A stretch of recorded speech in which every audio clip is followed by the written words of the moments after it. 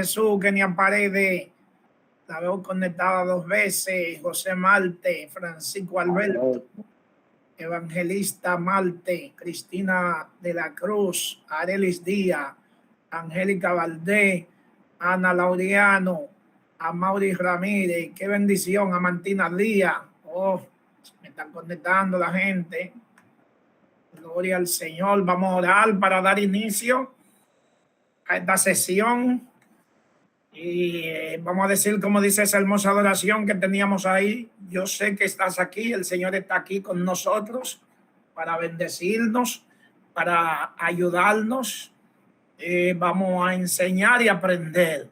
Oremos. Padre, en el nombre poderoso de Jesús, te damos gracias por el privilegio que nos concede de reunirnos a través de esta plataforma para enseñar y para aprender. Bendice a cada uno de tus hijos y de tus hijas que están aquí o que estamos aquí. Permite que seamos bendición los unos para con los otros. En el nombre poderoso de Jesús. Amén y amén. Pues, mis amados, inmediatamente entramos a los que vinimos. Dios bendiga a María Magdalena de la Vega, el pastor Joseph Pichardo de Bonao. Dios bendiga a los que se siguen conectando. Alguien dice que no se escucha. No me escucho. Sí se escucha. Yo escucho. Ok, alguien escribió ahí de que no se escucha. Pues, gloria a Dios, parece que revise esa persona, que se revise, ¿verdad? Hermano Steven, revise su artefacto. Sí. Steven, que entre y que salga, dice Eunice, para ver si puede. Entonces, mis amados, la semana pasada estábamos mirando la apertura de los sellos. Recuerdan que llegamos hasta el 6º sello, y a sabiendas lo que leyeron el capítulo 8, capítulo 9 de Apocalipsis, se dan cuenta que en el capítulo 8 la 7ª trompeta da apertura a lo que son las 7 trompetas. Si ustedes quieren, vamos a darle una lectura rapidísimo. Apocalipsis capítulo 8 dice: cuando abrió el 7º sello, se hizo silencio en el cielo como por media hora, y vi a los 7 ángeles que estaban en pie ante Dios, y se les dieron 7 trompetas. Otro ángel vino entonces y se paró ante el altar con un incensario de oro, y se le dio mucho incienso para añadirlo a las oraciones de todos los santos sobre el altar de oro que estaba delante del trono. Y de la mano del ángel subió a la presencia de Dios el humo del incienso con las oraciones de los santos. Y el ángel tomó el incensario y lo llenó del fuego del altar y lo arrojó a la tierra, y hubo truenos y voces y relámpagos y un terremoto. Las trompetas, verso 6, los 7 ángeles que tenían las 7 trompetas se dispusieron a tocarlas. El primer ángel tocó la trompeta y hubo granizo y fuego mezclado con sangre, que fueron lanzados sobre la tierra, y la tercera parte de los árboles se quemó, y se quemó la hierba verde. El segundo ángel tocó la trompeta, y como una gran montaña ardiendo en fuego fue precipitada en el mar.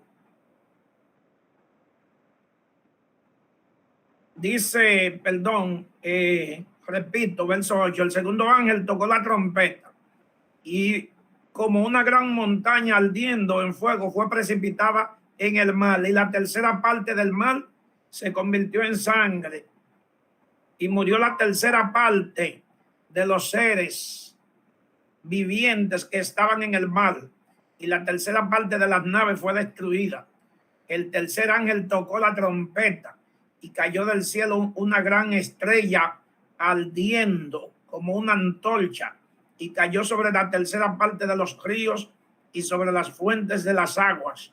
Y el nombre de la estrella es Ajenjo, y la tercera parte de las aguas se convirtió en ajenjo. Y muchos hombres murieron a causa de esas aguas, porque se hicieron amargas.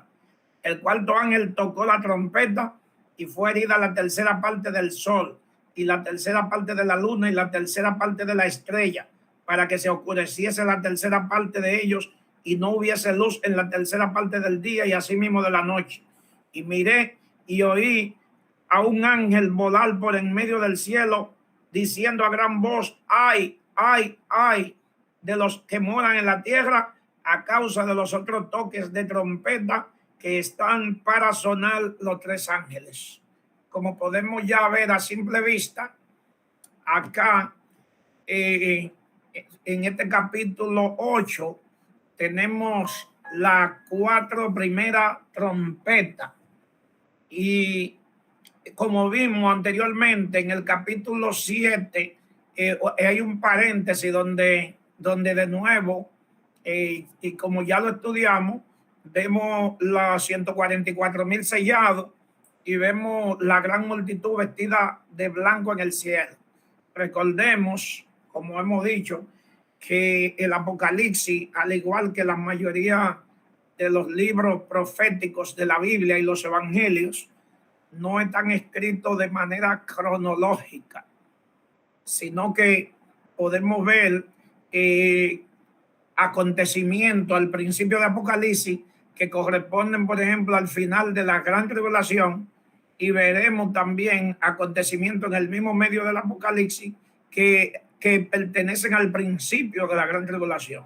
Por ejemplo, ya vimos la semana pasada que los 6 primeros sellos vienen a hacer un resumen de lo que son los 7 años de gran tribulación desde el punto de vista mayormente terrenal. Porque, como vimos, los primeros 4 sellos, que equivalen a los 4 jinetes del Apocalipsis, todo ello tienen que ver con juicio, en cierto modo, de la gran tribulación, pero desde el punto de vista terrenal, o sea, desde el punto de vista de la bestia. Primer sello, el caballo blanco, el anticristo, el símbolo de paz. Segundo caballo, el caballo rojo, guerra, mucha muerte. El caballo negro, hambre. El caballo amarillo, muchas enfermedades, pero todas ellas, los 4 jinetes, tienen que ver con juicio, pero desde el punto de vista humano. Entonces,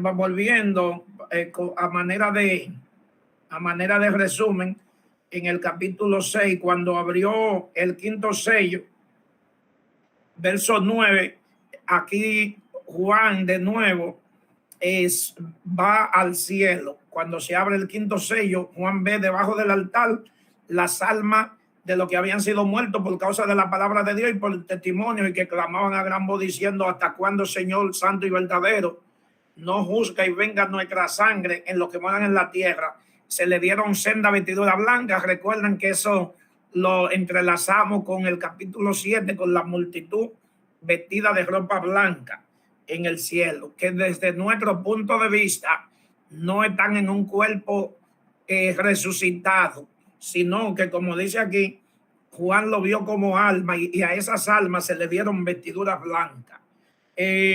Verso 11, se le dio vestidura blanca y se le dio que descansasen hasta que se completara el número de consiervos que habían de morir al igual que ellos. Entonces, cuando abrió el 6º sello, hubo un gran terremoto. Recuerdan que decíamos que ese terremoto está relacionado, como lo veremos más adelante, con el gran terremoto mundial, y que también lo vamos a ver de una manera paralela con Apocalipsis capítulo 12, cuando la mujer, que es Israel, es perseguida al desierto, y que al final la tierra abre su boca para tragarse las aguas que lanzaba la bestia, si llamémosle así, el dragón que lanzaba agua, que son símbolos de las multitudes de los ejércitos que pelearán contra Israel, del norte, del sur, del este y del oeste. La Biblia dice, como veremos más adelante en una de las trompetas, que se secará el río Éufrates para darle paso al ejército del oriente, que muchos siempre estudiosos lo han relacionado con los chinos, naturalmente, porque son la gente que se ven como más como más agresiva para esa zona en el tiempo final. No significa eso exactamente que sean los chinos, porque la Biblia dice que son todos los ejércitos de la tierra que van a ir a pelear contra Israel. Pero el tema central en este punto es que este sexto sello nos lleva a nosotros al terremoto del fin de la gran tribulación. ¿Qué significa esto? Como decíamos la semana pasada, que los 6 primeros sellos vienen a representar un resumen de todo el periodo de la gran tribulación. Entonces, cuando se abre ahora la séptima trompeta, el séptimo sello, entonces aquí sí se va a dar lugar, como podemos verlo en el capítulo 8, y que ya lo leímos, cuando abrió el séptimo sello, hubo un silencio en el cielo, como por media hora, dice el texto sagrado. La apertura del séptimo sello va a desencadenar una serie gradual de 7 plagas que vienen siendo las 7 trompetas. Aunque esto en cierto sentido no serán las últimas, porque veremos de nuevo en el capítulo 16 cómo se van desarrollando después a través de las 7 copas. Recordemos, como vimos en este capítulo, que termina diciendo un ay de los 3 toques de trompetas que están para sonar.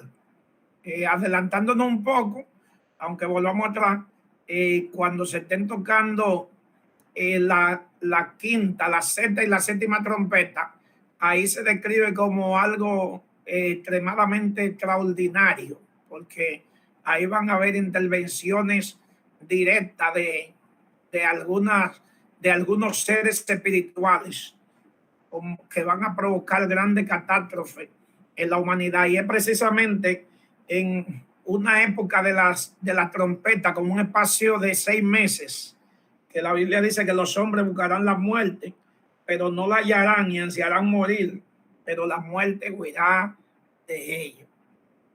Hasta aquí, si hay alguna inquietud, alguna pregunta, alguna participación, pueden ir levantando la mano mientras yo me doy un traguito de agua para descansar un chin la garganta. Denme un segundo.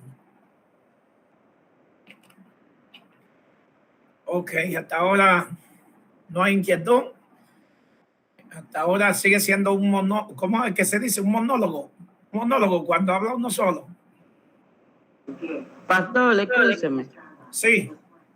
¿Me oye? Sí, se oye, Cristina.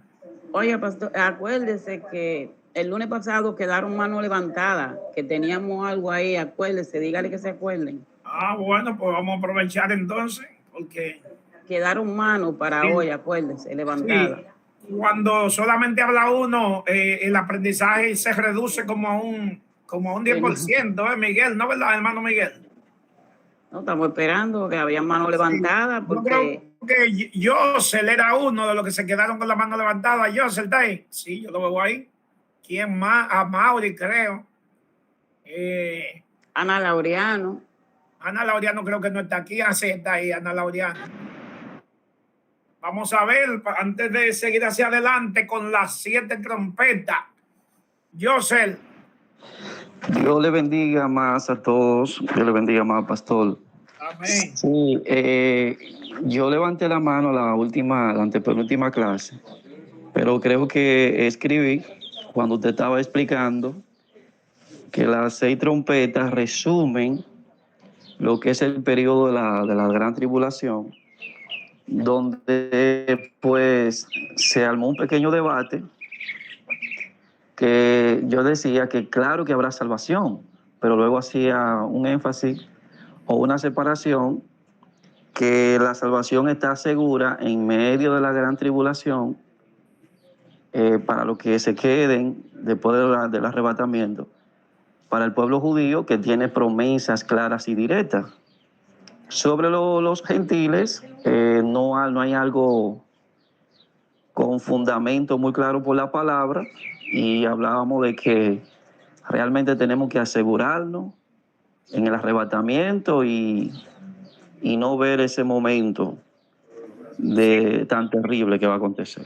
Pero recuérdense que aunque nosotros, para no ser extremistas en nuestra posición, mejor dicho, para ser flexible en nuestra posición, recordemos que ahí en Apocalipsis capítulo 7, la gran multitud que va saliendo de en medio de la gran tribulación, lo que mantienen esa posición es porque el texto dice que esta multitud son de toda nación, pueblo, tribu y lengua, a diferencia de los 144,000 que especifica claramente que son de las 12 tribus de Israel, pero la multitud vestida de blanco que nadie podía contar, que viene saliendo de en medio de la gran tribulación, es de toda nación, pueblo, tribu y lengua. Es ahí donde radica el pequeño problema, el pequeño inconveniente que se nos hace un poco difícil.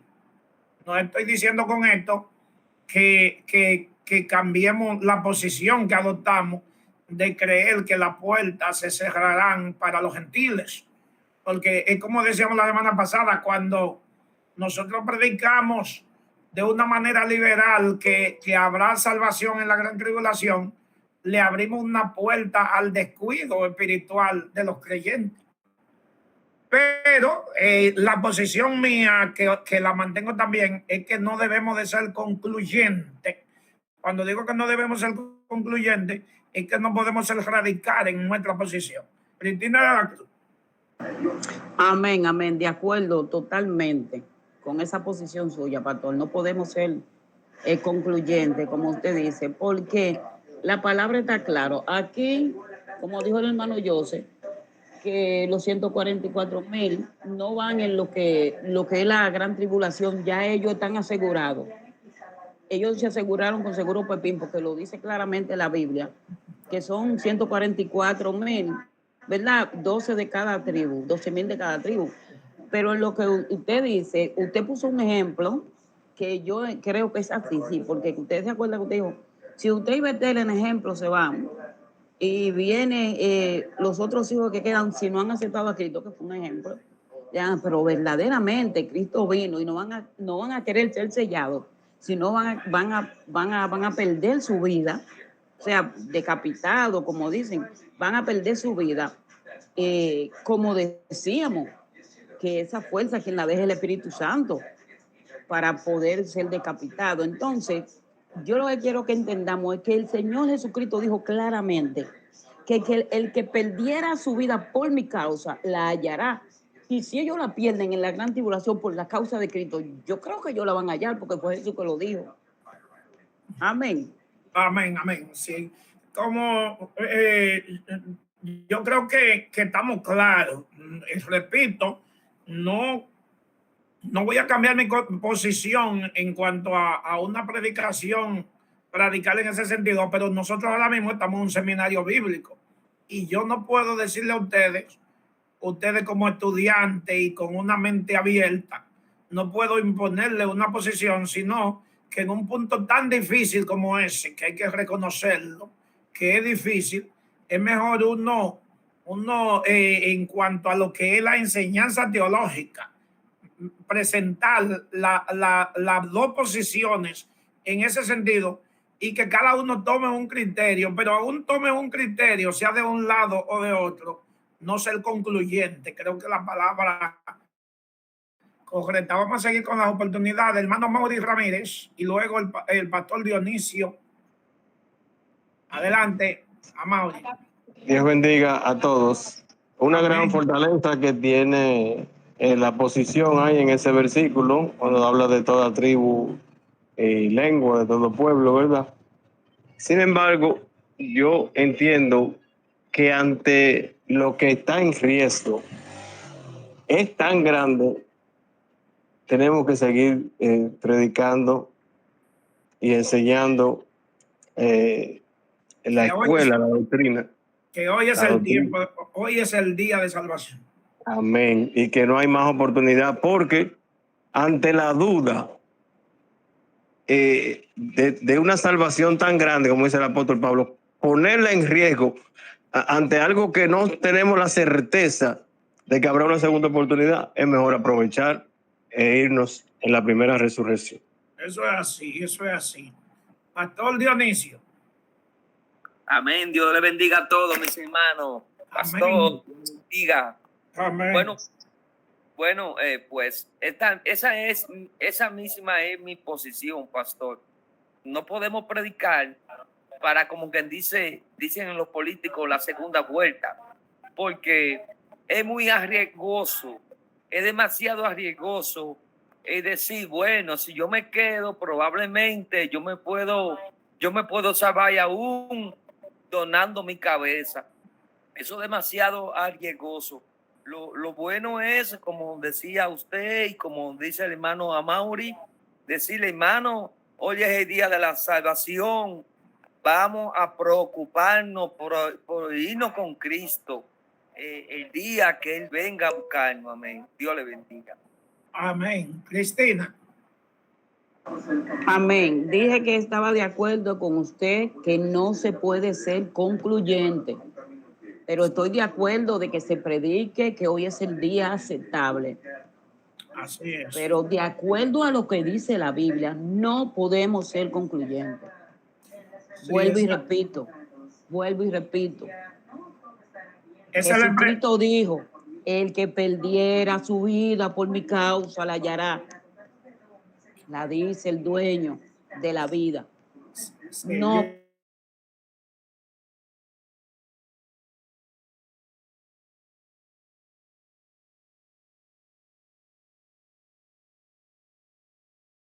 predicar, hoy es el día aceptable, pero estoy de acuerdo con usted, no podemos ser concluyentes. Amén. Ana Laureano. Amén. Dios le bendiga a todos. Amén. Bueno, la semana pasada, eso era lo que yo quería decir, que yo no creo que haya segunda oportunidad, pero que respeto a los que piensan diferente. Dice la palabra de Dios en 2 Corintios 6:2, ahora es el tiempo aceptable, ahora es el día de salvación. Amén. Gloria al Señor. Entonces, mis amados, yo creo que estamos claros en eso. Teológicamente nos lleva a no ser concluyente, a no entrar en un debate interminable. ¿Por qué? Porque unos creen una posición y los otros creen otra posición, y si nos volvemos concluyentes nos convertimos en radicales e intolerantes. Entonces, yo por eso en la enseñanza, no solamente aquí, hay muchos puntos teológicos bíblicos que no podemos ser concluyentes, sino mantener nuestra posición y respetar la posición del adversario. No solamente aquí, naturalmente que en escatología se da muchísimo más, pero hay casos, como ya lo hemos visto en otra ocasión, va a poner uno o dos ejemplos. Usted se ponía a debatir el caso de la divina de Endor. Uno dicen que quien apareció fue Samuel, otros creemos que no fue Samuel. Entonces, lo que creemos que no fue Samuel, por ejemplo, no podemos ser concluyentes y respetar al que cree con su base quizá de su interpretación, con su hermenéutica, que interpreten el texto a la raíz del contexto cercano. Entonces uno lo respeta. Por ejemplo, cuando tratamos temas difíciles como Génesis capítulo 6 de los ángeles que pecaron, unos creemos, donde me incluyo yo, que fueron ángeles los hijos de Dios, y hay otros que creen que fueron los hijos de Caín y los hijos de Seth. Entonces, en esos puntos que son oscuros y difíciles, uno mantiene una posición porque tiene su base y su interpretación, y los otros mantienen una posición porque también creen que tienen su base y su posición. Entonces, así mismo, hay otro tema, menciono esos dos porque son casi siempre temas que resaltan, pero hay puntos de interpretación bíblica en el Antiguo Testamento y en el Nuevo Testamento. Hay escrituras difíciles.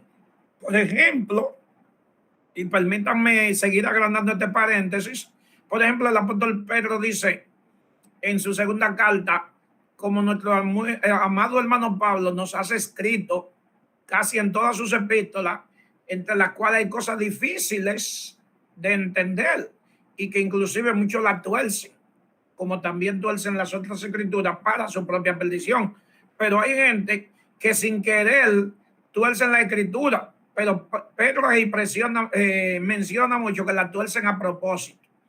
Entonces, hay puntos que todavía se mantienen hoy como doctrina en la iglesia tradicional que son descritos del apóstol Pablo. Por ejemplo, y discúlpenme la extensión de este paréntesis, por ejemplo, el apóstol Pablo escribe que muchos se salvarán así como por fuego, cuando dice que las obras de muchos el fuego la hará manifiesta, porque muchos edifican madera, heno, jaraca, y otros edifican con oro y plata.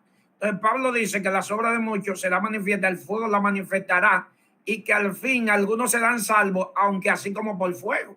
Entonces, de esa escritura que son difíciles de entender, hay doctrina que la establecieron gente que teólogos como Agustín de Hipona, para poner un ejemplo, inventaron la doctrina del purgatorio sobre un texto bíblico, y es un texto oscuro. Entonces, ahí sí, cuando se trata de una doctrina fundamental y que tuerce un principio tan importante como es ese, ya ahí sí uno defiende con uña y diente. Pero en puntos que no afectan la doctrina, que no afectan la salvación, que no afectan la doctrina fundamental, uno lo que se vuelve es tolerante y respeta la posición. Con esto, repito, y sirva la aclaración, hay puntos que nosotros tenemos que ser radicales.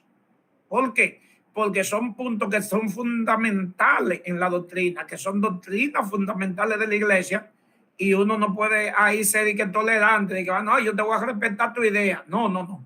Si alguien me viene a mí a decir, como dice Juan, que Cristo no vino en carne, entonces ya yo no puedo respetar esa doctrina. Por ejemplo, una doctrina de los testigos de Jehová, una doctrina de los mormones. Ahí ya en esas cosas que afectan la doctrina fundamental, ahí uno tiene que ser radical.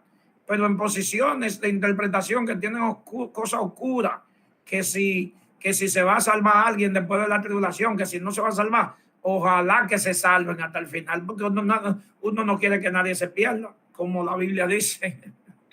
Bueno, seguimos entonces con las 7 trompetas. Observemos algo, señores.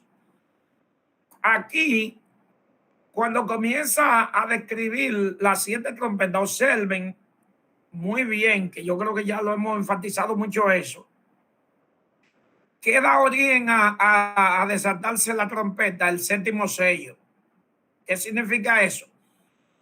Y ténganlo bien en cuenta, que tanto las 7 trompetas como las 7 copas de la ira que veremos a partir de Apocalipsis 16, todas ellas están dentro de los 7 sellos.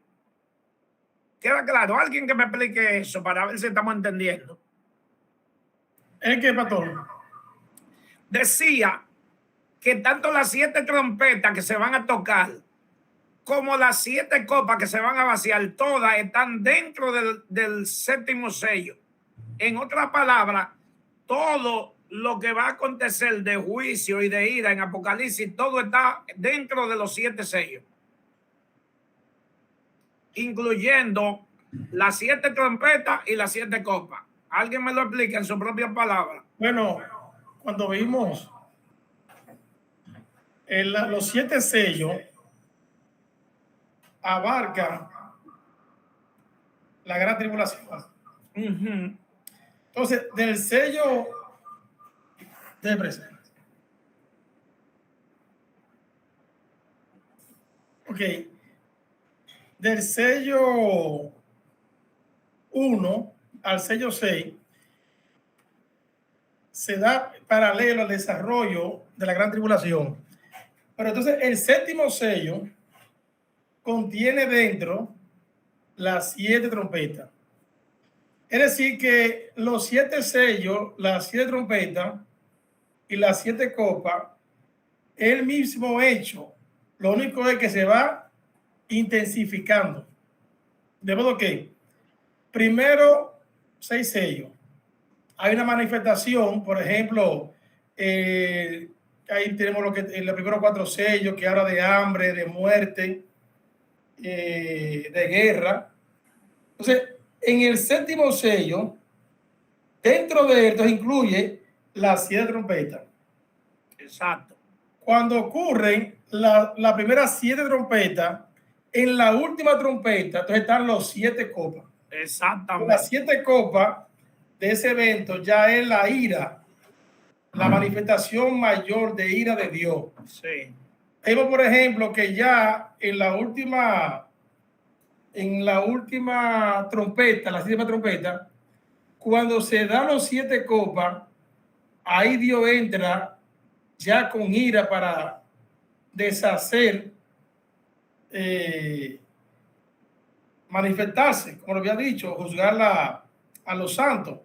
Sí. Y terminando entonces las 7 copas, entonces viene la segunda, se completa también ese proceso de la segunda venida de Cristo, que tampoco es un hecho puntual. La segunda venida de Cristo comienza con el arrebatamiento y luego se continúa cuando termina la 7ª copa y Cristo viene y ata a Satanás, derrota al anticristo, derrota al falso profeta, y estos son lanzados vivos al lago de fuego, y Satanás entonces es atado en el abismo para durar ahí 1000 años mientras Cristo inicia el segundo milenio.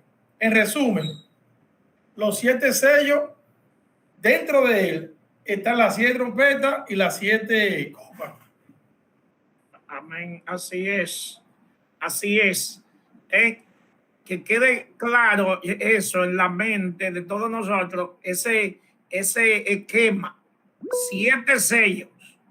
En el 7º sello ya comienza entonces a abrirse las 7 trompetas. En las 7 trompetas vamos a ver que todos los juicios tienen que ver directo de arriba de Dios.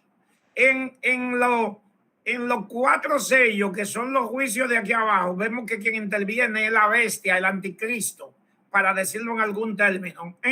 En los sellos, en los 4 jinetes, todos son juicios de aquí abajo: guerra, hambre, enfermedad, muerte. Ahora, cuando se le comienzan a tocar la trompeta, ya vemos juicios directamente de arriba sobre el mar, sobre la tierra, sobre los aires. Entonces, cuando una vez terminan todos estos juicios de presentar la trompeta, como dijo Miguel, entonces la 7ª trompeta va a dar lugar a abrirse lo que son las 7 copas, una intensificación.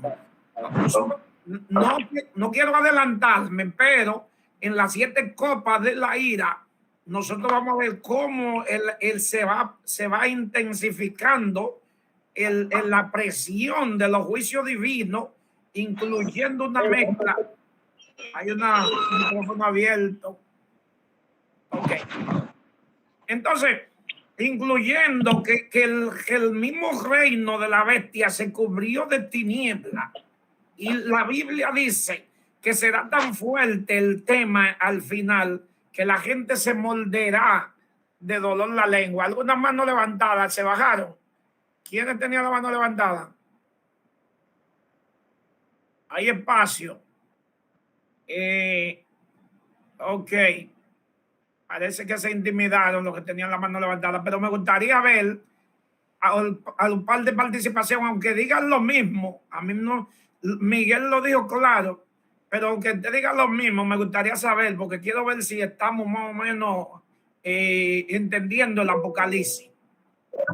Sí, pastor, la hermana Cristina de la Cruz puede darle un buen resumen acerca de eso. No, démelo usted o Elvin Serrano. Elvin Serrano. Así mismo, Mauri, dalo tú, porque qué miedo que tú tienes. Yo voy a hablar. ¿Cuál es el miedo aquí? Elvin Serrano, adelante. Amén. Es interesante estos 2 eventos que presenta aquí. Usted hizo una pregunta que cuál relación guardan estos eventos, el de la trompeta y los sellos. Aquí podemos ver que como una puntualización de la gran tribulación. O sea que al cumplirse el tiempo de la gran tribulación, ¿verdad? comienzan los juicios, así mismo como usted señaló, los juicios que vienen desde arriba, desde el cielo. Dios le bendiga. Amén, amén. Adelante, Polanco.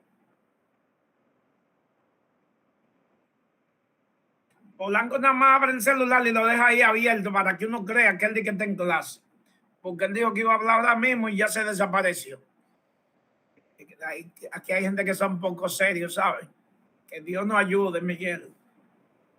Entonces, observemos que cuando se abre el séptimo sello, hay un silencio en el cielo como por media hora. Dice, cuando el Cordero abrió el séptimo sello, se hizo en el cielo un silencio por espacio como de media hora. Y vi a los 7 ángeles que estaban delante de Dios y se le dieron 7 trompetas. En el contexto como el actual, lleno de alabanza, de grito, ese silencio inmediatamente después de la apertura del séptimo sello augura algo muy solemne, majestuoso y terrible. O sea que ese silencio, después de tanta alabanza y gloria y todo el mundo en adoración, de repente hay un silencio. Hay una tradición judía según la cual hay en el quinto cielo compañías de ángeles de servicio que entonan alabanza de noche, pero guardan silencio de día a causa de la gloria de Dios sobre Israel. Es decir, para que puedan oírse las alabanzas del pueblo de Israel. Pero en nuestro caso, el silencio no se hace para oír alabanza, sino grito de angustia, mientras Dios va a intervenir a favor de los suyos. No sé si entendieron esa explicación. Pastor. Sí. Así como usted dice, esa media hora de silencio no significa falta de contenido, sino es como un ambiente solemne de la consumación del juicio de Dios en respuesta a las oraciones de los santos. Es como un ambiente como preparado para que Dios entre y derrame la ira, dando respuesta a todas esas oraciones. Porque ahí entra Dios con ímpetu y derrama su ira. Entonces ese ambiente de silencio es como dando entrada a la participación directa de Dios en la gran tribulación. Así es. En el Antiguo Testamento hay varias evidencias bíblicas de que el silencio es para una intervención directamente de Dios. Por ejemplo, no lo vamos a leer, pero en Habacuc 2:20 dice, Jehová está en su santo templo, cállese delante de él toda la tierra. O sea, hay un silencio para escuchar a Dios. Esta media hora de silencio es un símbolo de que va a haber una intervención divina.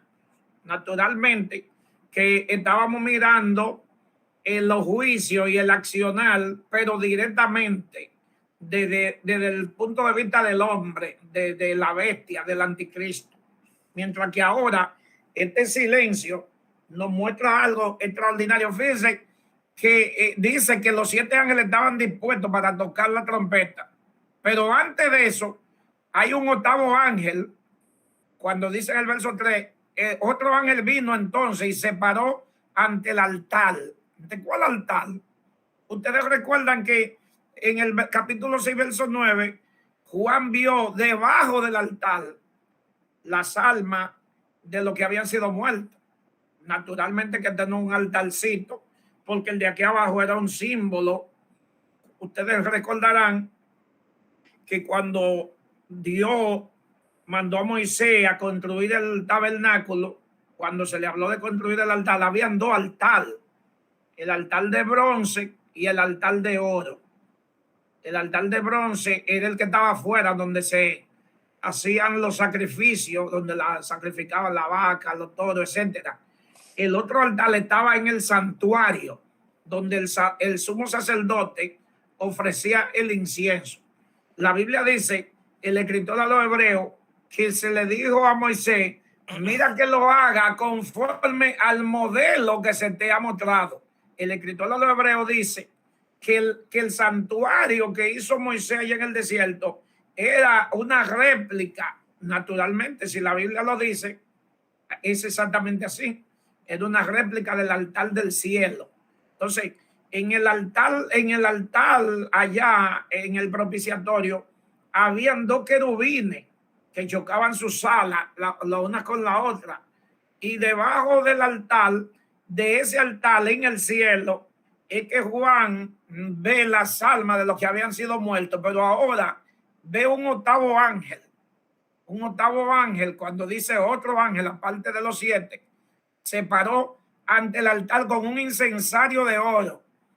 El incensario que llevaba el sumo sacerdote para ofrecer el incienso en ese altar del santuario era precisamente de oro. Y se le dio mucho incienso para añadirlo a las oraciones de todos los santos sobre el altar de oro que estaba delante del trono. O sea, cuando vemos en el cielo este altar, nuestra mente tiene que irse al altar que tenía el santuario en Israel, el incienso. ¿Qué simboliza ese incienso? Las oraciones de los santos. Y de la mano del ángel subió a la presencia de Dios el humo del incienso con las oraciones de los santos. De los santos, ustedes recuerdan 6:9 que clamaban: ¿hasta cuándo, Señor? Y el ángel tomó el incensario y lo llenó del fuego del altar y lo arrojó a la tierra. Y hubo truenos y voces y relámpagos y un gran terremoto. Y un terremoto, perdón, gran no. En la gran tribulación, la Biblia nos muestra que habrán varios terremotos, pero habrá un gran, terrible terremoto mundial del que dimos una introducción en la semana pasada. Entonces, ahora sí, los ángeles se disponen a tocar la trompeta. Observemos en el verso 7 que cuando se toca la primera trompeta, hubo granizo y fuego mezclado con sangre que fueron lanzados sobre la tierra. Y ahí, como hemos señalado varias veces, los juicios de la trompeta son juicios que vienen directamente de Dios. Dice el versículo en la Nueva Versión Internacional: tocó el ángel su trompeta y se produjo piedrisco. Nuestra versión Reina Valera dice granizo, es lo mismo.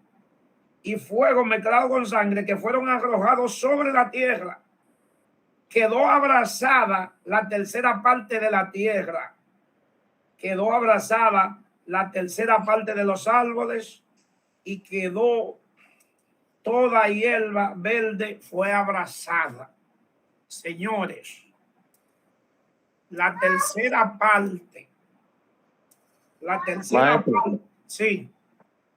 aclarar en ese punto que ese abrazado es con S de brasa, no con Z de brazo, sino de brasa que quema. Pero lo tenemos en la Reina Valera. Gracias a Mauri por si acaso, porque es verdad, como dice Mauri, cuando viene a ver, Wow. aparece algo que muy profundo, Cristina. Claro, muy profundo. Sí. Muy fuerte. Cristina, pero usted le dieron una oportunidad ahorita y no habló.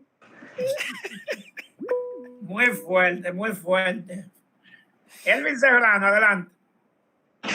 Amén. Como podemos ver que los primeros 4 sellos van afectando principalmente la naturaleza, el ecosistema. Trompeta. Sí. Sí, los sellos, los sellos, acuérdense que quede claro, los sellos, los primeros 4 sellos van directamente con el hombre gobierno, el hombre de pecado. La trompeta, como dice Elvin, ya va contra la naturaleza. Siga, Elvin. Concluyó, Elvin. Adelante, Cristina. Amén. Sí. Amén. Aquí donde usted leyó del granizo, que también piedrisco, que es lo mismo. para el momento de la ira. Usted sabe que aquí en Job, lo dice en Job 38, 22, sí. Dice 22, no, 23.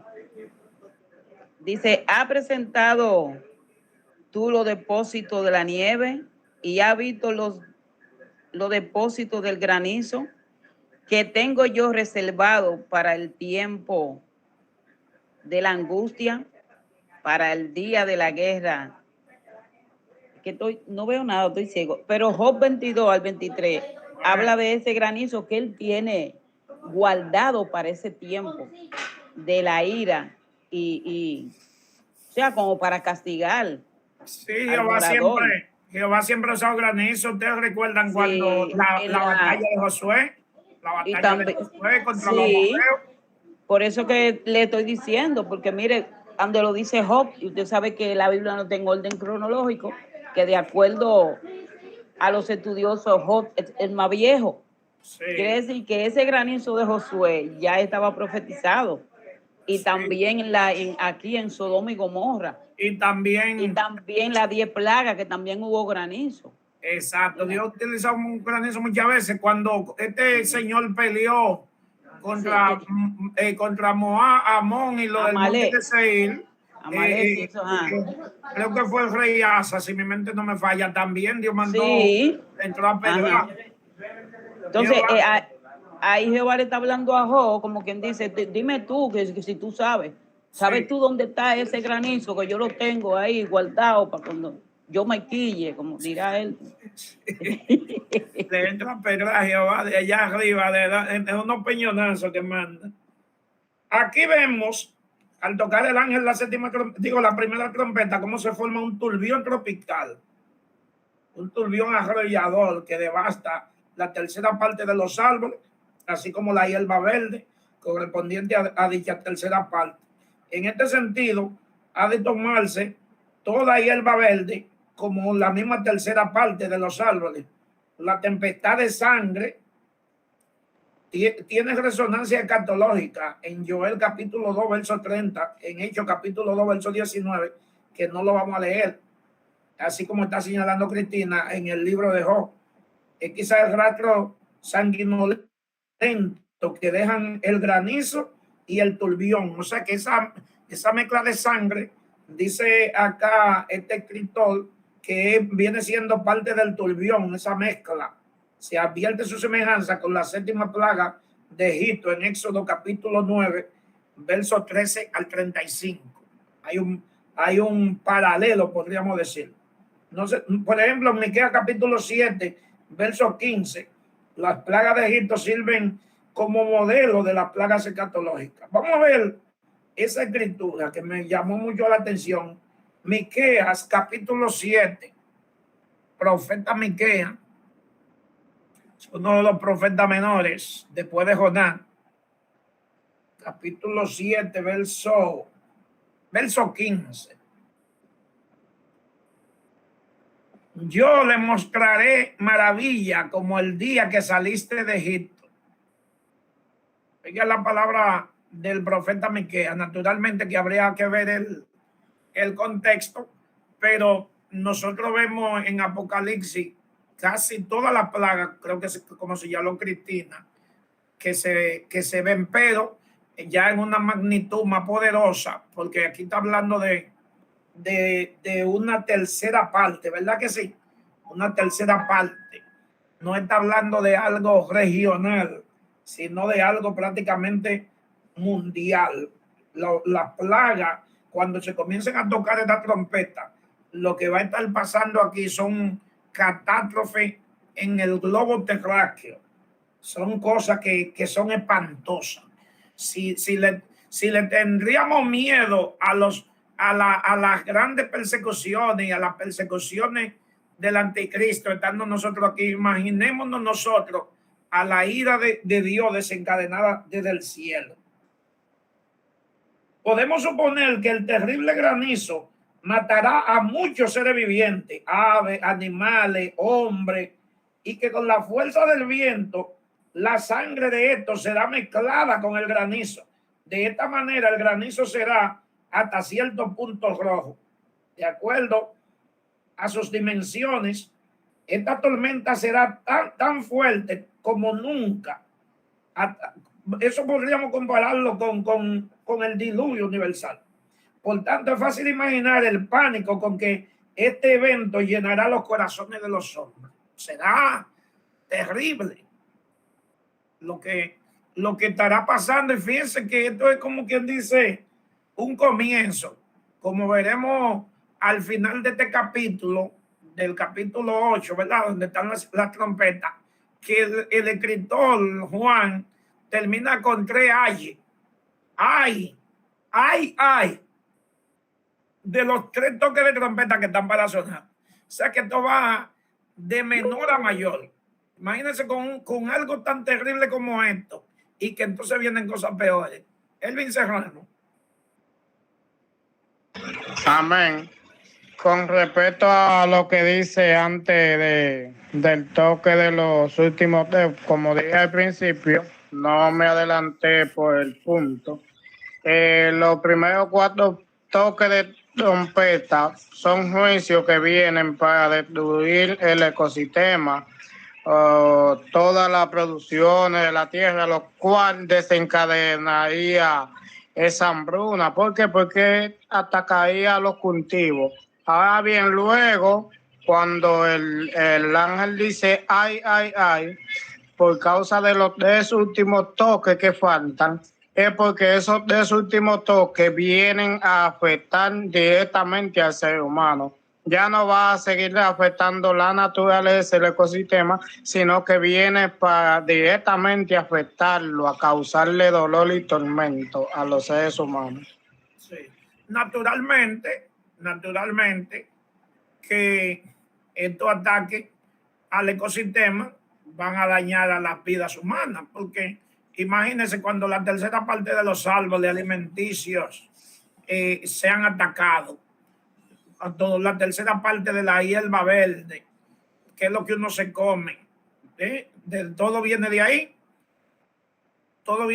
entonces va a ser atacada la tierra, los animales que comen hierba, etcétera. O sea que esta primera trompeta que va a atacar, es cierto, al ecosistema, pero directamente va a atacar a los seres humanos. Así como una tercera parte del ecosistema aquí sufre, así mismo va a sufrir los seres humanos. Entonces, fíjense que ahora la segunda trompeta, el segundo juicio viene ahora sobre el mar.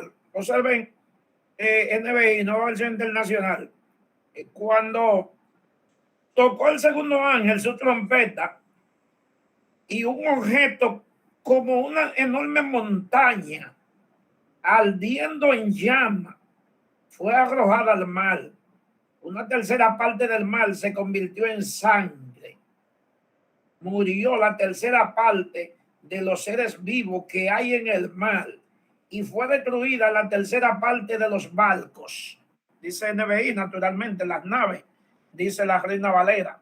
Observemos ahora que se convierte, la tercera parte de las aguas se convierten como si fueran sangre, porque naturalmente son destruidos los animales.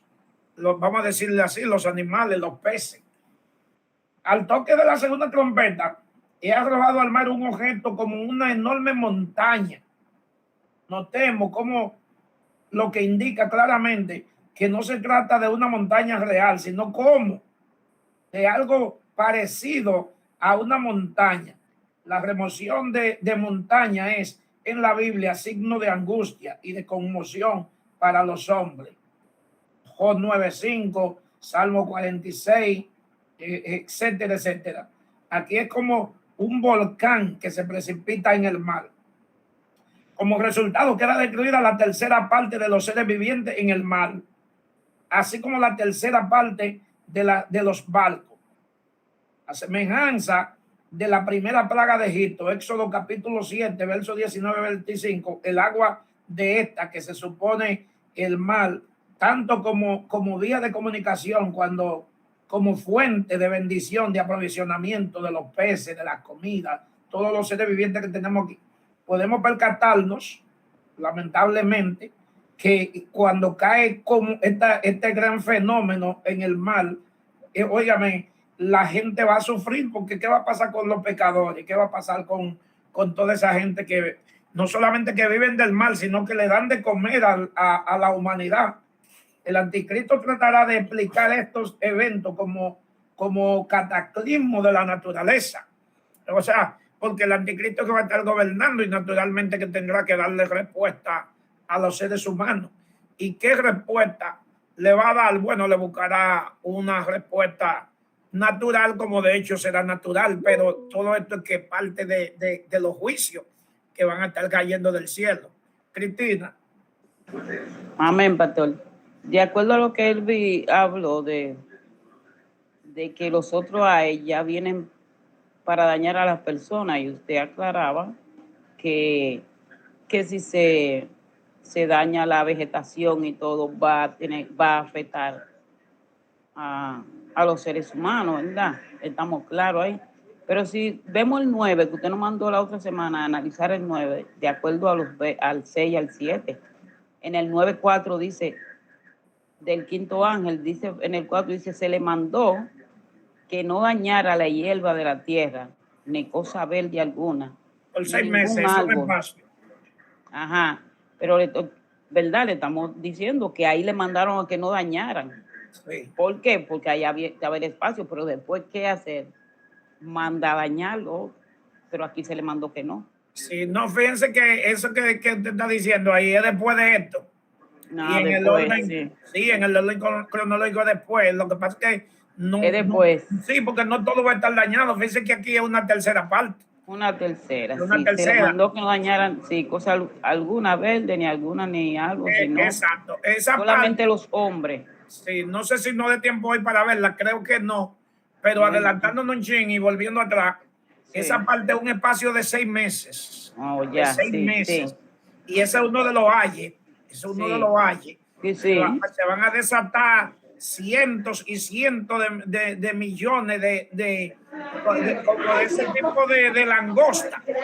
Sí. Pero ustedes saben que la langosta lo que se comen es la cosa verde, los árboles. Sí, los árboles. Esa langosta van a ser una langosta endemoniada. Van a ser unos demonios, literalmente. Sí, pero lo dice aquí claramente, tienen cara de hombre. Y van a atormentar a los hombres por 6 meses. Cabello de mujeres, una cosa. En ese espacio, señores, la Biblia dice que los hombres buscarán la muerte y no la hallarán. No serán los 7 años de Apocalipsis. En ese espacio. Nos adelantamos, pero lo vamos a ver. Yo creo que no hoy, pero lo vamos a ver cómo eso será terrible. Eso es uno de los ayes. Son ay. Y esos 3 ayes, eso da miedo.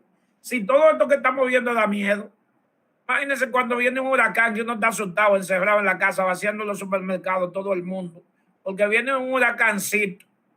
Imagínense. Lo lindo es que nosotros no vamos a estar aquí cuando eso esté pasando, ¿no, verdad?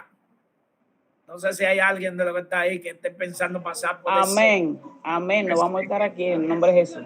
Sí. Entonces, en la segunda trompeta, ¿quién ataca al mal? O sea, el juicio de la segunda trompeta. El juicio de la primera trompeta ataca la tercera parte de los cultivos, naturalmente, de la tierra. El segundo ataque de trompeta ataca el mal, una tercera parte de los océanos, mucha agua roja de sangre por la muerte de ese fenómeno que caerá. Yo me imagino que será uno de esos, un meteorito de eso, un meteorito que va a caer sobre el mal y va a hacer esta catástrofe. En el verso 10 al 11 tenemos el toque de la tercera trompeta. Entonces, la primera trompeta sobre la tierra, la segunda trompeta sobre el mar. Vamos a ver en NBI el toque de la tercera trompeta. Tocó el tercer ángel su trompeta y cayó del cielo una gran estrella que ardía como una antorcha. Cayó sobre la tercera parte de los ríos y la tercera parte de la fuente. El nombre de la estrella es Ajenjo. Oigan esto, señores. Ahora el tercer ataque viene sobre los ríos y la fuente de las aguas. Primero sobre la tierra, segundo sobre el mar y el tercero sobre la fuente de las aguas.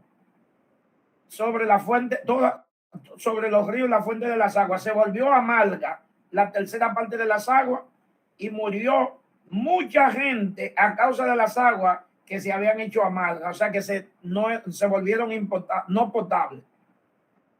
El toque de la tercera trompeta, cae del cielo una estrella grande ardiendo como una inmensa tea del cielo, como castigo directamente enviado de parte del que está en el trono. Quizás se trata de un gran meteorito, o según opina Balduc es una autoridad teológica católica, un cometa que con su enorme masa gaseosa se disolverá en las aguas de ríos, lagos y manantiales, tornándose amarga como el ajenjo, que es el nombre que el versículo le da a la estrella. ¿Alguna inquietud? ¿Nadie tiene alguna inquietud con relación a eso que acabamos de ver ahí?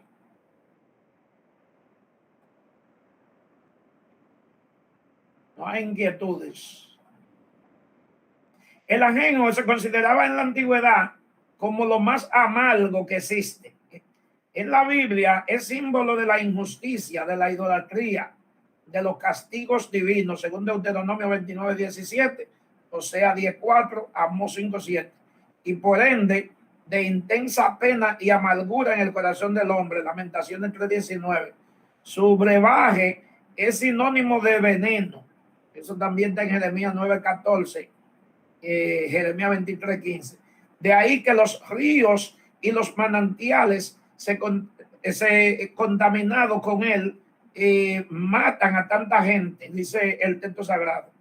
Dice de Chernobyl, donde ocurrió el accidente nuclear en 1986, cuyas radiaciones maléficas han llegado hasta Gran Bretaña. Significa en ruso ajenjo. Oigan este dato. En el año 1986, no sé cuántos recuerdan, en aquella famosa prueba de Chernobyl en Rusia, de estos artefactos nucleares, todavía, según yo he escuchado expertos, no sé cuántos lo han escuchado también, las aguas que caen ahí todavía son radioactivas. No conocía este dato. Dice, cuyas radiaciones maléficas han llegado hasta Gran Bretaña. En ruso, esa expresión significa ajenjo. Ajenjo. ¿Por qué? Porque amarga. No se puede dudar, escuchen esto y no me vayan a malinterpretar. No se puede dudar que muchos de los juicios que van a caer al toque de la trompeta tengan que ver con artefactos humanos. ¿Me escucharon? Tenemos 37 personas aquí. Alguien que me explique lo que yo dije, a ver si se entendió. O que muchos de los que van a bajar del juicio pueden ser artefactos humanos, de acuerdo a lo que se ve de la estrella llamada ajenjo, que es amargo. Sí. Sí. Elvin Daniel Serrano. Que es posible que lo que vaya a afectar las aguas sean esa bomba química que lanzan lo mismo, esa bomba nuclear que tienen preparada las grandes potencias. Es posible que sea esa lo que contamine las aguas. Y hay un punto importante, y es que en la zona donde hay explosiones mineras, como en la zona de Sánchez Ramírez, esa zona donde están explotando el oro, hubo una vez que contaminaron las aguas. Incluso esas son pequeñeces por el momento. O sea, que el agua prácticamente no la llamaríamos amarga, sino venenosa. Sí, porque el término ajenjo amargo es un término simbólico. naturalmente. Entonces, es posible, esto no es una opinión mía, esto es una opinión de estudiosos profundos de la escritura. No, tampoco podemos ser concluyentes en esto, pero tiene su lógica de que muchos de los juicios y apocalipsis van a ser ocasionados por los mismos inventos de los hombres, por los mismos artefactos, inclusive muchos de los terremotos que la Biblia menciona que pueden venir. Fíjense que se está tocando la trompeta para que esto acontezca, pero los mismos demonios que en la gran tribulación van a ser agentes de Dios, ellos van a actuar siempre con la orden divina. Fíjense que cuando se toca la trompeta, la quinta, la sexta y la séptima, todos esos demonios que vamos a ver cuando se abre el pozo del abismo, que suben millones y millones de langostas, cuando suben aquellos, vamos a llamarle, buscando algún término extraterrestre, pues son demonios extraterrestres, suben ellos no por cuenta propia, sino a la orden divina. Manda Ruth Figueroa. Dios le bendiga. Va a parecer quizá un poquito redundante, pastor, pero discutí en una ocasión el tema de Apocalipsis y recuerdo que decía en el grupo que realmente la destrucción del mundo viene por la mano del hombre. Pero ¿a qué me refería con esto? Cuando vemos en las escrituras, en las profecías, entendemos de que en el tiempo que se escribieron quizá no podían decir literalmente va a pasar esto por esto y aquello. Pero, por ejemplo, se habla de que hoy en día existen hasta, ¿qué le digo? Tecnología que son capaces de producir hasta temblor de tierra en diferentes partes del mundo. Es cierto. Si hablamos, por ejemplo, de cuando se habla en Apocalipsis de las plagas, de las enfermedades, vemos que hay enfermedades que fueron creadas por el hombre. Tuvimos un ejemplo, ¿verdad? Con el famoso COVID. Coronavirus. Ajá, que encerró al mundo entero y todo esos asuntos que vemos, todo eso producido por el hombre, la contaminación, las enfermedades, las epidemias, todo lo que estamos viendo es producido por el hombre. En la profecía vemos que se habla simbólicamente porque no llegaba a la mente del hombre a comprender que todo lo que se estaba viendo, todo lo que estaba viendo Juan en esas imágenes, él no tenía la capacidad de decirlo textualmente, literalmente, porque no era un tiempo en el que la tecnología estaba tan avanzada, en el que la maldad estaba tan avanzada para que todo esto se produjera. Entonces, muchas veces queremos ver la Biblia, vamos a decir, un poco literal, que si monstruo, que si cosas así. No, son situaciones que se van a dar, que se están dando, claro, que ya la hemos visto, la hemos vivido, y que en aquel entonces quizás no se podía especificar bien porque no era el tiempo y era cosas que no se veían, se están viendo ahora y por eso la podemos comprender mejor las profecías y las escrituras. Amén. Dios bendiga a Rubén. Hermano Oscar Grullón. Amén. Dios le bendiga a todos. Amén, amén. Amén. Pastor, en ese mismo tema, el libro de Romanos, capítulo 1, verso 28, dice, y por no haber tomado en cuenta a Dios, Dios le entregó a una mente reprobada a hacer cosas que no le convienen. ¿Y qué es tener una mente reprobada? Es cuando una persona no toma en cuenta a Dios y se entrega de una forma deliberadamente al pecado. Y como el mundo, muchos acuden a Dios, pero otros literalmente no toman en cuenta a Dios.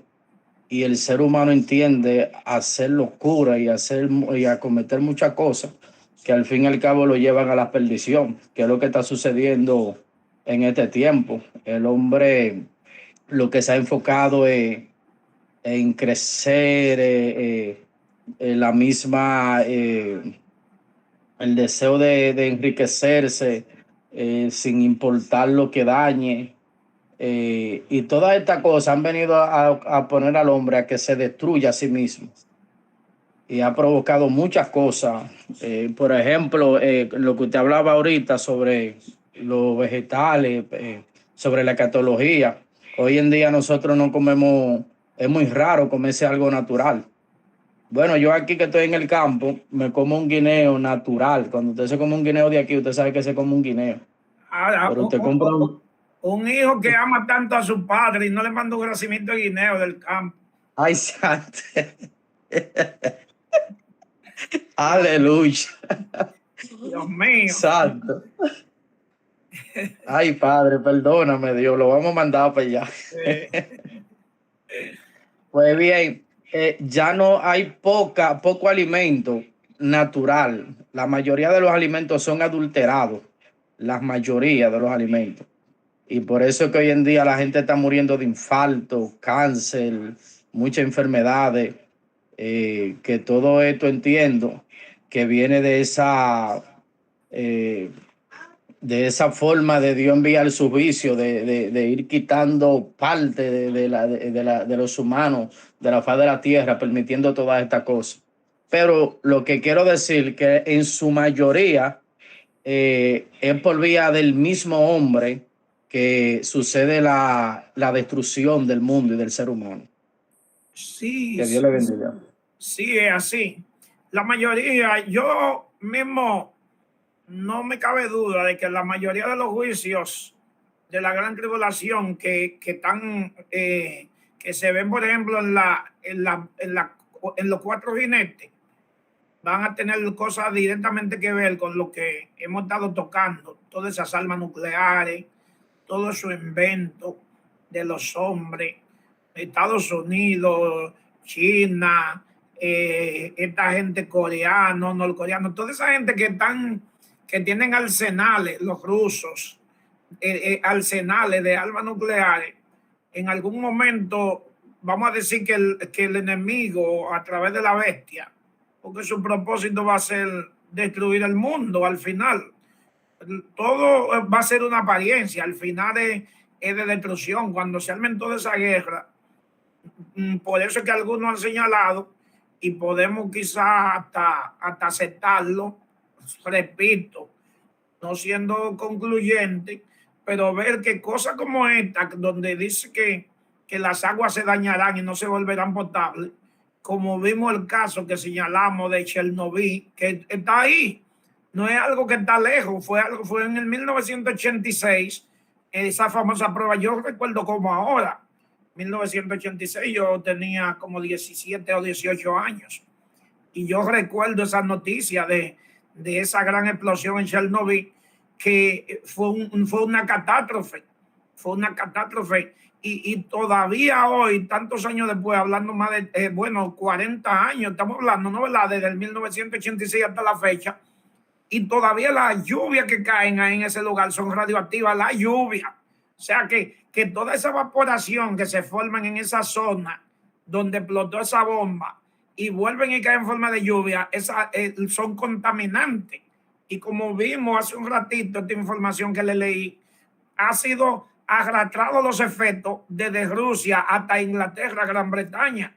Significa eso que el poder que tienen esas bombas para convertir una tercera parte de las aguas en amarga y no ser potable, eso es fácil. O sea que no hay forma de que uno pueda dudar lo que sea así. Naturalmente, también la Biblia dice que Dios hizo cosas parecidas en Egipto y la hizo con su gran poder natural. Y así como Dios lo hizo de una forma natural en Egipto con las 10 plagas, también lo puede hacer en Apocalipsis. O sea que, pero de una o de otra manera, sí, eso será una realidad. Sea directamente porque el ángel toque la trompeta en el cielo y el anticristo y su demonio reciban la orden de tirar bomba a granel por todas partes, podemos entonces, si fuera en ese sentido, entiéndase, no vaya alguien a decir, el pastor enseñó que tú vas a ser así. No, no estamos diciendo eso.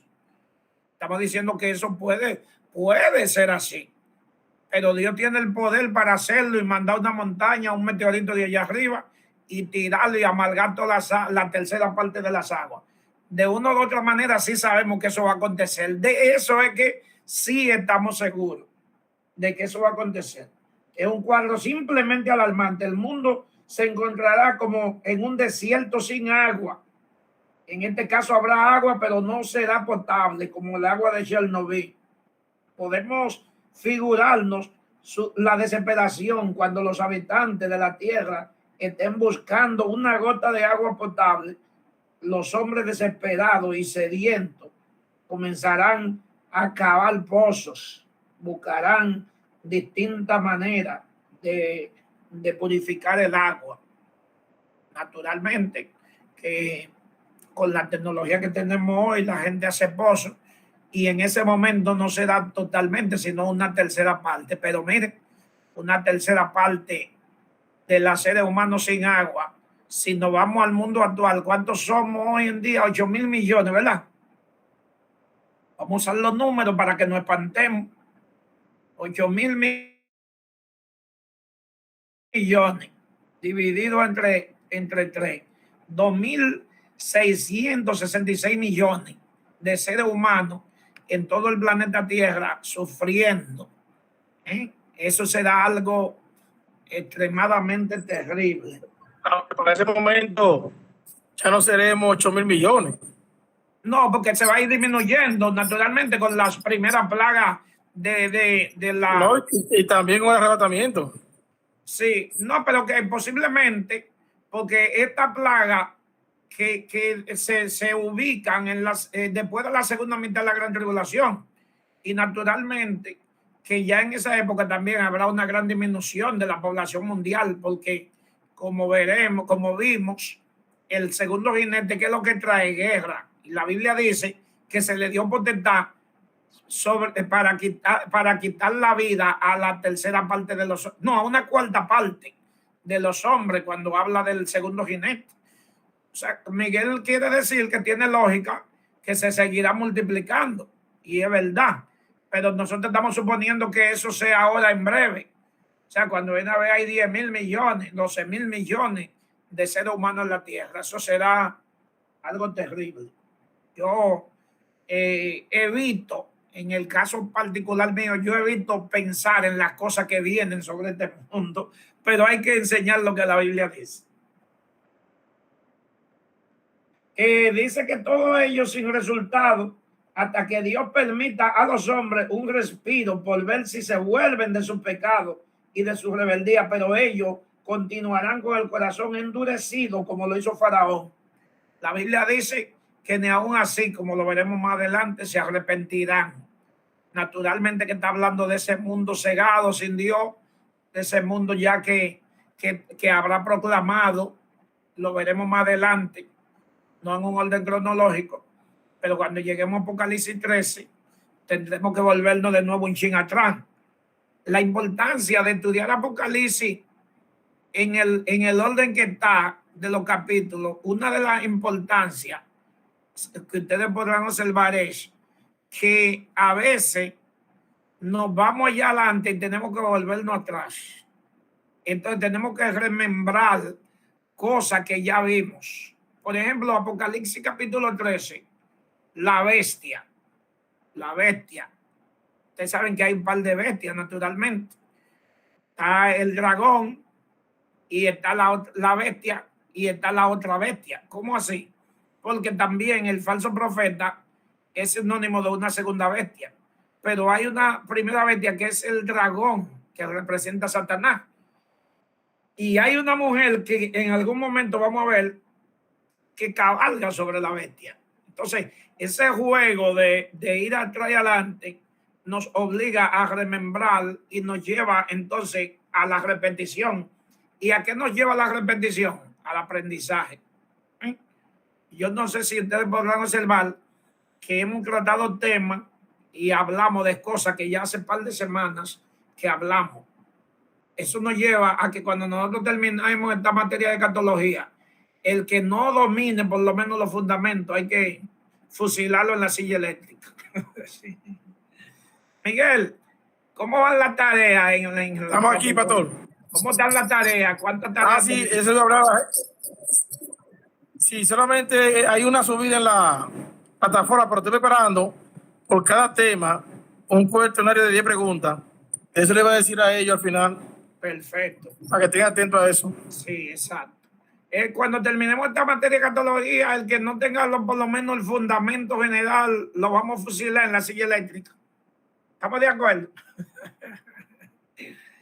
Mire, hay una gente de acuerdo ahí que lo fusilemos en la silla eléctrica. Ay, Angélica, adelante. Eso, Dios bendiga. Esto yo iba a preguntar que en la plataforma solamente hay una sola tarea. Ya. Solo me parece una. Ya, yo pensaba que estaba. Sí, ya entonces. Sí, está contestada la pregunta, ¿no? ¿Verdad? Porque Miguel dijo que te va a dar información para subir. Sí. Oscar, ¿se le quedó la mano levantada o va a participar otra vez? A Oscar. No, pastor, fue que se quedó la mano levantada. Ok. Pero, oiga, sí. Disculpe. Sí. En cuanto al número de los seres humanos de la Tierra, sí. Perdón que me debe un chin para atrás. No son 8,000, son 8,300. Sí, no, yo sé eso. No, yo sé. Y eso es sin contar, porque esos son los que están en el Archivo Nacional de cada país. Eso es sin contar la gente, el sinnúmero de gente que hay que no tienen documentos, que no se encuentran registrados dentro de los archivos nacionales. Aquí tenemos más de 1 millón en República Dominicana. Sí, eso es así. Eso es así. Entonces, mis amados y mis amadas, como dijimos, un cuadro alarmante. El mundo se encontrará como en un desierto. Ya usted sabe. Y aún así la gente no querrá arrepentirse. Sin resultado. En el versículo 12 y 13 llegamos al toque de la cuarta trompeta. Acá, la cuarta trompeta, que casi concluye el capítulo 8 de Apocalipsis. Naturalmente, que como ustedes vieron en la lectura que le dimos al capítulo 8 de Apocalipsis, si ustedes quieren, háblanlo de nuevo. Apocalipsis capítulo 8. Llega hasta el versículo 13. Y ahí dice en el verso 13, oí un ángel volar por en medio del cielo, diciendo a gran voz, ay de los que moran en la tierra, a causa de los otros toques de trompeta que están para sonar los 3 ángeles. Así concluye ese capítulo 8. En el verso 12 y 13, Reina Valera tocó el cuarto ángel su trompeta y fue herida la tercera parte del sol, la tercera parte de la luna, la tercera parte de las estrellas, de modo que se oscureciese la tercera parte de los astros. Se quedó sin luz una tercera parte del día y así una tercera parte de la noche. Conforme yo me fijaba en esto, oí un águila que volaba en el cenit y clamaba con voz potente, ay de los moradores de la tierra a causa de los toques de trompeta, de los trompetazos que están para sonar los 3 ángeles. Al toque de la cuarta trompeta se oscurece la tercera parte de la luminaria celestes. Naturalmente, que eso es desde el punto de vista de aquí abajo. Una reminiscencia también de la 9ª plaga de Egipto. Una reminiscencia es como un recordatorio de algo que pasó en el pasado, y en este sentido que Dios quiere enseñárselo al hombre, una acción de traer a memoria un recuerdo vago o una experiencia, una huella ya casi olvidada. Eso es una reminiscencia. Cuando dice que una reminiscencia de esa 9ª plaga, vamos a ver qué nos dice Yo sé que ustedes la conocen, pero vamos brevemente a Éxodo 10, 21 al 29. Éxodo 10, capítulo 21, verso 29.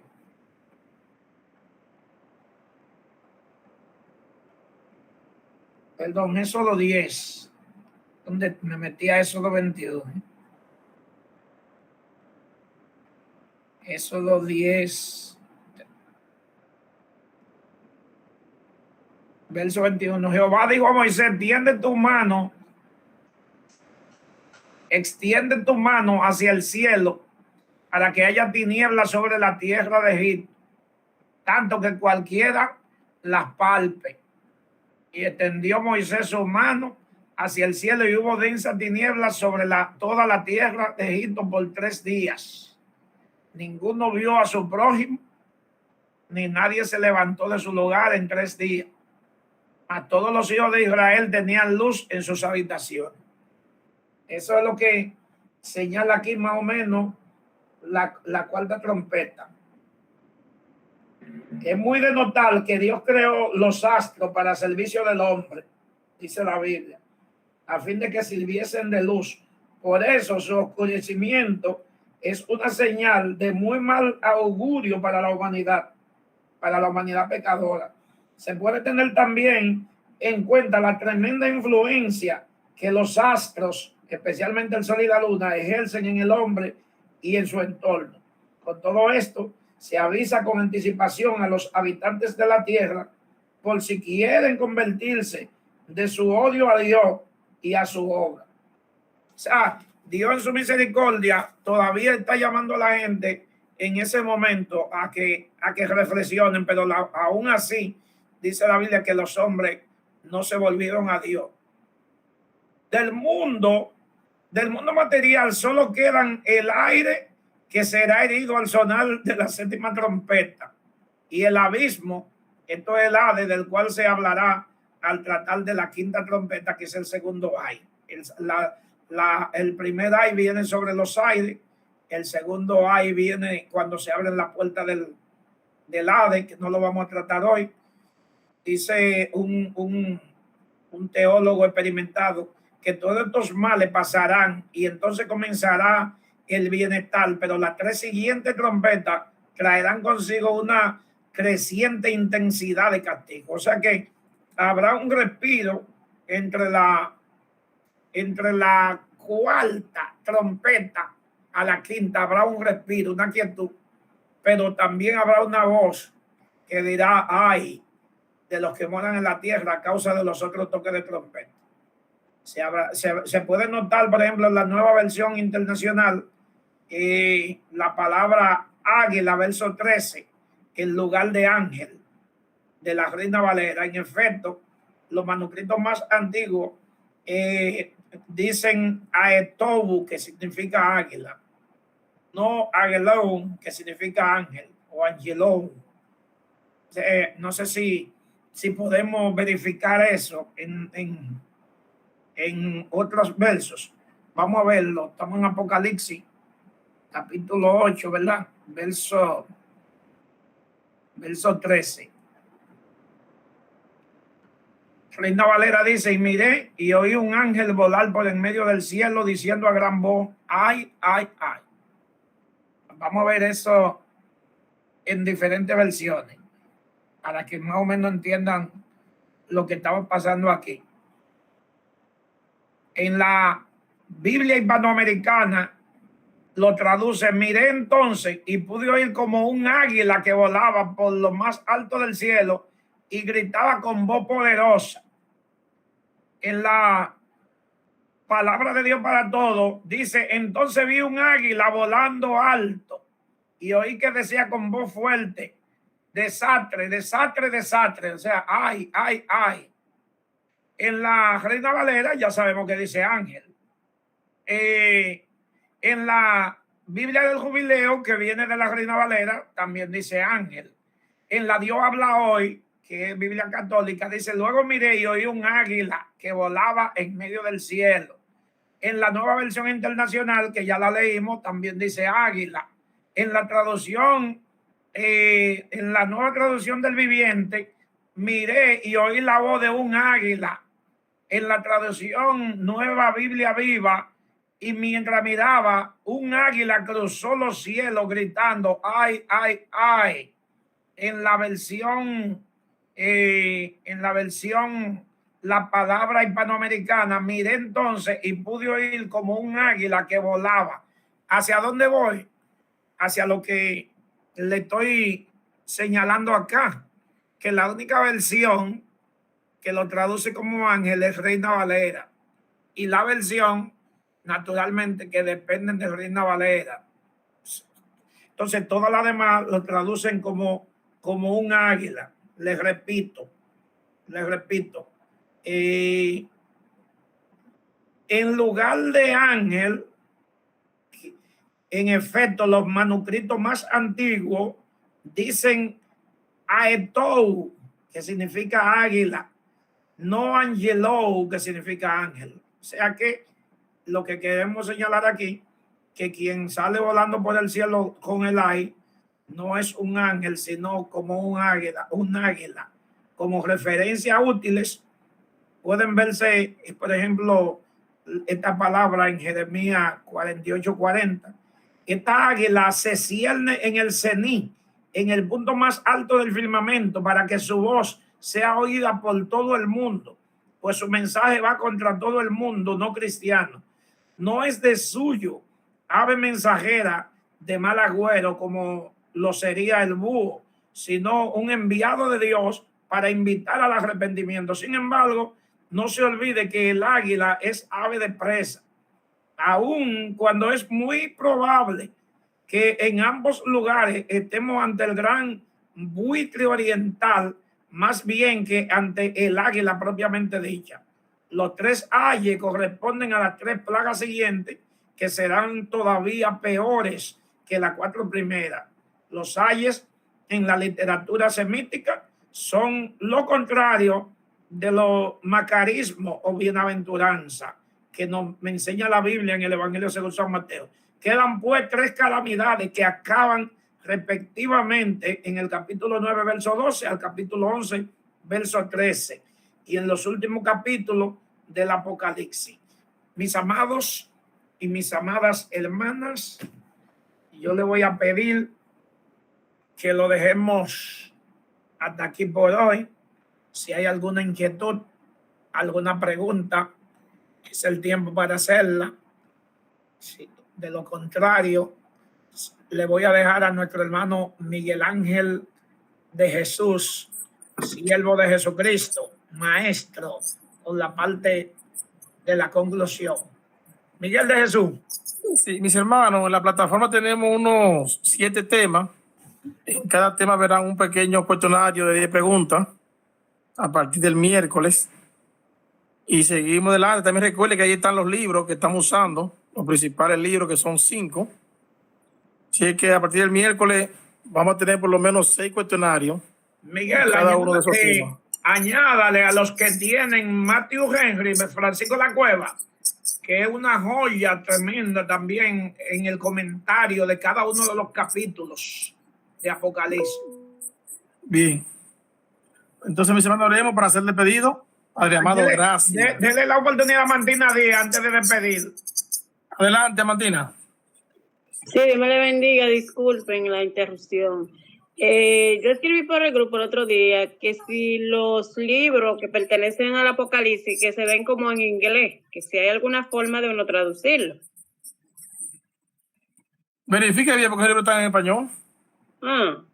Pues va a verificar que salen en inglés. Sí. Pues está bien, yo voy a verificar. Muchas gracias. De todas maneras, le recomiendo a todos, ya lo he recomendado en otra materia, porque eso sirve no solamente para esto, sirve para cualquier tema. El comentario bíblico de Matthew Henry, traducido por Francisco La Cueva, es una gran joya, no solamente una joya escatológica, sino una joya hermenéutica para uno desarrollar cualquier tema, cualquier capítulo de la Biblia.